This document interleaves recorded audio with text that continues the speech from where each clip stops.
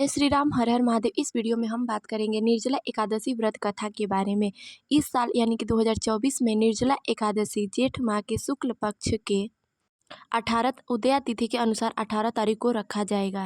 आइए हम जानते हैं निर्जला एकादशी व्रत महत्व के बारे में। निर्जला एकादशी का व्रत बिना अन्न व जल ग्रहण किए रखा जाता है, इसीलिए यह व्रत कठिन तप व साधना के बराबर माना गया है। हिंदू पंचांग के अनुसार ऋषभ और मिथुन संक्रांति के बीच शुक्ल पक्ष की एकादशी निर्जला एकादशी कहलाती है। निर्जला एकादशी को भीमसेन एकादशी व पांडव एकादशी के नाम से भी जाना जाता है। पौराणिक कथाओं के अनुसार 5 पांडवों में से एक पांडव भीम ने इस व्रत का पालन किया था तथा इस व्रत के प्रभाव से मृत्यु के पश्चात वैकुंठ धाम को गमन किए थे, इसलिए इस एकादशी को भीमसेन एकादशी भी कहा जाता है। निर्जला एकादशी करने मात्र से अधिक मास की 2 एकादशियों सहित 25 एकादशी व्रत का फल प्राप्त होता है। निर्जला एकादशी में जल ग्रहण नहीं किया जाता है। इस दिन निर्जला रहकर इस व्रत का पालन किया जाता है। यह व्रत मन में संयम सिखाता है। निर्जला एकादशी का व्रत पुरुष व महिलाओं दोनों द्वारा किया जाता है। एकादशी का व्रत भगवान विष्णु को समर्पित होता है। इस एकादशी का व्रत करके श्रद्धा व सामर्थ्य अनुसार किसी भी ब्राह्मण या किसी भी निसहाय को दान अवश्य करना चाहिए। इस दिन विधि पूर्वक जल कलश का दान करने वाले को पूरे साल की एकादशियों का फल प्राप्त होता है। इस प्रकार जो पवित्र भाव से एकादशी का व्रत करता है वो समस्त पापों से छुटकारा पा सकता है। आइए जान लेते हैं निर्जला एकादशी के कुछ नियम। इस दिन शुरू से लेकर के अगले दिन पारण के समय तक पानी ग्रहण नहीं करना चाहिए। इस दिन अपनी वाणी को बहुत ही कम बोले और हो सके तो मौन ही रहे। इस दिन बिल्कुल भी शयन नहीं करना चाहिए बल्कि भगवान का भजन करना चाहिए। इस दिन पवित्रता व ब्रह्मचर्य का पालन करें। न बोले, किसी से मिथ्या विवाद न करे, किसी के ऊपर क्रोधित न हो। तो चलिए अब हम जान लेते हैं निर्जला एकादशी व्रत कथा के बारे में। जब वेद व्यास जी ने पांडवों को चारों पुरुषार्थ धर्म, अर्थ, काम और मोक्ष देने वाले एकादशी व्रत का संकल्प कराया था, युधिष्ठिर जी ने कहा था, हे प्रभु, जेठ माह के शुक्ल पक्ष में पड़ने वाली एकादशी तिथि का वर्णन करें। व्यास जी बोले, हे धर्मराज, निर्जला एकादशी के दिन कब भूलकर भी ना तो जल ग्रहण करना चाहिए और ना ही अन्न ग्रहण करना चाहिए।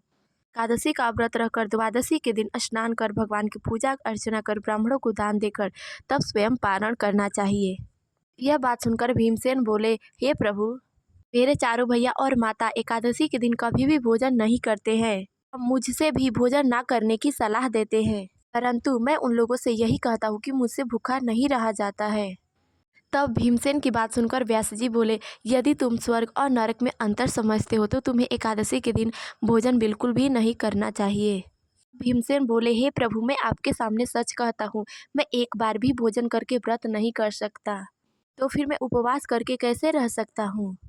मेरे उदर में वृक नामक अग्नि सदा प्रज्वलित रहती है, अतः जब मैं बहुत अधिक भोजन करता हूँ तभी यह शांत होती है। अतः हे प्रभु, मैं पूरे वर्ष भर में केवल एक ही उपवास कर सकता हूँ। अतः हे प्रभु, आप कोई ऐसा व्रत बताइए जिससे करके मैं स्वर्ग को प्राप्त कर सकूँ तथा मैं साल में केवल एक ही व्रत का पालन कर सकूँ। तब व्यास जी बोले, हे भीमसेन, जेठ मास में सूर्य वृष राशि पर हो या मिथुन राशि पर शुक्ल पक्ष में एकादशी हो, उसका यत्न पूर्वक निर्जल व्रत करो। केवल कूला या आचमन करने के लिए ही आप जल मुख में डाल सकते हैं, अन्यथा किसी कारण से जल मुख में न डालें, नहीं तो व्रत भंग हो सकता है। निर्जला एकादशी के सूर्योदय से लेकर अगले दिन यानी द्वादशी के सूर्योदय तक जल ग्रहण ना करें, जिससे तभी यह व्रत पूर्ण माना जाएगा। इसके बाद द्वादशी के दिन प्रातः स्नान करके पूजा आदि करके ब्राह्मणों को दान देना चाहिए। उसके बाद पारण करना चाहिए। वर्ष भर में जितनी एकादशियां होती हैं उन सब का फल निर्जला एकादशी के व्रत के फल से प्राप्त हो जाता है, इसमें तनिक भी संदेह नहीं। श्री श्याम सुंदर कहते हैं कि मानो मेरी शरण में आ जाए और एकादशी व्रत का पालन करे तो वह सभी पापों से छुटकारा पा जाता है। अब व्यास जी भीमसेन को निर्जला एकादशी के दान का विधि बताते हुए बोले, जो इस एकादशी की महिमा को भक्ति पूर्वक सुनता है तो उसका वर्णन करता है, वह समस्त पापों से मुक्ति उसे मिल जाती है तथा वह स्वर्ग लोक के भागी होता है। जो भी भक्तगण इस दिन श्रद्धा पूर्वक पवित्र भाव से दान पुण्य करते हुए भगवान की एकादशी का व्रत का पालन करता है, वह पापों से मुक्त हो आनंदमय धाम को प्राप्त होता है। यह सुनकर भीमसेन ने भी इस शुभ एकादशी व्रत का आरंभ किया। यही कारण है कि निर्जला एकादशी को भीमसेन एकादशी का व्रत किया जाता है। प्रेम से बोलो बृहस्पति भगवान की ही जय, विष्णु भगवान की जय। तो इस वीडियो में बस इतना ही, मिलते हैं अगले वीडियो में, तब तक ले जय श्री राम, हर हर महादेव।